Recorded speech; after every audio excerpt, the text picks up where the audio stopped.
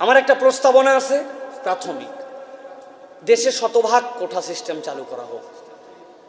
100% কোঠা, 100% কোঠা চালু করে যারা যারা আমাদের যুদ্ধের সাথে সম্পৃক্ত ছিলেন তাদের নাতি তাদের নাতি তাদের নাতি যে আজ পর্যন্ত জন্মগ্রহণ করছে অথবা ডাক্তার ইডিজি এক্সপেক্টিং ডেলিভারি ডেট দিছে ওই তারিখ থেকে হিসাব করে যত পদ পদায়ন যা আছে দিয়ে কমপ্লিট করে দেওয়া হোক। সব ক্লিয়ার শতভাগ দিয়ে এরপরে আমরা যারা আসি, যারা যুদ্ধের সময় হয় নাই অথবা বাপ দাদা যাদের মুক্তিযুদ্ধের সময় হয় নাই এই প্রজন্ম আছে, তারপরে চাকরি হোক। আগে শতভাগ ক্লিয়ার হোক। এটা কি আপনারা আমার সাথে একমত? হ্যাঁ, এটা করা হোক। এটা করলে এই ঝামেলা মিটবে। আর এটা যদি না করেন তাহলে কতকগুলো বিষয় আছে প্রিয় ভাইয়েরা, খুব চিন্তার বিষয়, ভালো করে খেয়াল করেন। সেটা হচ্ছে যে মুক্তিযুদ্ধকে আমরা সম্মান করি, তাহলে এখন যারা কোঠার আন্দোলন করতেছে তাদের কাছে আমরা কি দীক্ষা দিলাম, তাদের কাছে আমাদের এই চেতনার কি ধারণাটুকু দিলাম যে তারা মুক্তিযোদ্ধার সন্তানদের এটার বিরোধিতা করতেছে? আপনি কি বুঝাতে চাচ্ছেন? যারা বিরোধিতা করতেছে শতভাগ তারা মুক্তিযোদ্ধা বিরোধী, মুক্তিযোদ্ধার চেতনার বিরোধী, দেশের স্বাধীনতার বিরোধী। তাহলে তারা কেন বিরোধিতা করতেছে?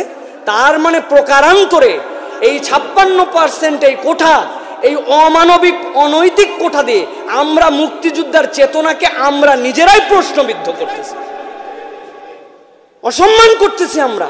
এই যে মূর্খ জেনারেশনের কথা বললাম, কথা বলতে পারে না, যেই পথ সে অনুযায়ী তার অ্যাক্টিভিটিস নাই, তার আচরণ কেমন জানি, এইগুলো সব এই 2 নম্বর এই সকল মেধাহীন মানুষ এই জায়গায় আসার কারণে দেশের এই অবস্থা হয়েছে, ঠিক না? একটা ছেলে 100 মার্কের মধ্যে 80 মার্ক পাবে, এরপরে সে অ্যালাউ হবে। আরেকটা ছেলে 33 মার্ক পাবে, পাওয়ার পরে সে অ্যালাউ হবে। মেধার জায়গায় তো আমি আমার দেশকে শূন্য করে দিচ্ছি, আমি তো ওই জায়গায় দাঁড় করাতে পারছি না। হ্যাঁ, বিশ্বের অনেক দেশে আপনি বলবেন, উদাহরণ দিবেন, সব স্টাডি আমার কাছে আছে। বিশ্বে আমাদের পরে সবচেয়ে বেশি কোঠা পদ্ধতি মালয়েশিয়া 55%। কিন্তু কারণ কি? মালয়েশিয়ায় 3টা জাতিগোষ্ঠী আছে, চাইনিজ মালয়, ভূমিপুত্রা, আরেকটা ইন্ডিয়ান মালয়। ওদের মধ্যে ক্ল্যাশ বেঁধে যাবে, এই জন্য সিস্টেম করে তাদেরকে কোঠা দেওয়া হয়। কিন্তু কোঠা মানে এইরকম নয় তুই 100-র মধ্যে 80 পাইলে তুই চান্স, আর তুই 33 পাইলেই চান্স, এরকম নয়। ওখানেও একটা মেধার মানদণ্ড নির্ধারণ করা আছে। কিন্তু আমাদের এটা একদম একটা অযৌক্তিক হাস্যকর রূপে দাঁড়াইছে, এটা আমাদের জন্য অনৈতিক। 2 নম্বর বিষয় প্রিয় ভাইরা, এই যে আমরা দেখতে পাচ্ছি আমাদের যে সন্তানরা, আমরা যারা কোঠা পদ্ধতিতে যাদেরকে বলতেছি, এটার দ্বারা আমাদের কি হচ্ছে?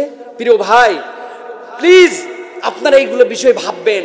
একটা ছেলে মাস্টার্স পাস করার পরে, এটা নতুন করে চেঞ্জ হয়েছে, মাস্টার্স পাস করার পরে প্রাইমারির চাকরি পায়। আর একটা মেয়ে ইন্টারমিডিয়েট রেজাল্ট হয় নাই, আবেদন করলে প্রাইমারির চাকরি পায়।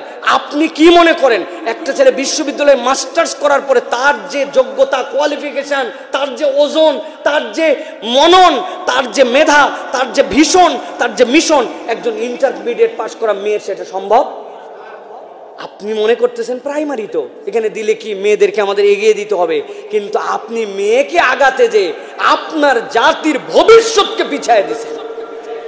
আমরা নারী বিদ্বেষী নই, ইসলাম নারীর সবচেয়ে পক্ষে কথা বলেছে। ইসলাম নারীকে যে ইজ্জত দিয়েছে, ইজ্জত কিয়ামত পর্যন্ত কেউ দিতে পারবে না। কিন্তু আমরা না ভেবে এই সকল বুমেরাং সিদ্ধান্ত দিয়েছিলাম, 10 বছর নিয়োগ হয়েছে, ওইগুলো আরো 50 বছর খেদমত করবে, 36 বছর। নতুন করে সিদ্ধান্ত দিয়ে আমি চেঞ্জ করলাম, অনার্স পর্যন্ত আনলাম, কিন্তু যে পয়জন ঢুকে গেল ওই পয়জনকে আপনি কিভাবে দূর করবেন? এই জন্য আমাদের এই বিষয়গুলা সুদৃঢ় সিদ্ধান্তে আমাদের জাতিকে এগিয়ে নেওয়ার ক্ষেত্রে অগ্রগামী হতে হবে। এই কোটা বিরোধী বা পক্ষে নয়, বরং এটাকে সমন্বয় করে আমাদেরকে এগিয়ে যাওয়ার জন্য, এই দেশকে এগিয়ে নেওয়ার জন্য চেষ্টা করতে আল্লাহ বোঝার তৌফিক দান করেন।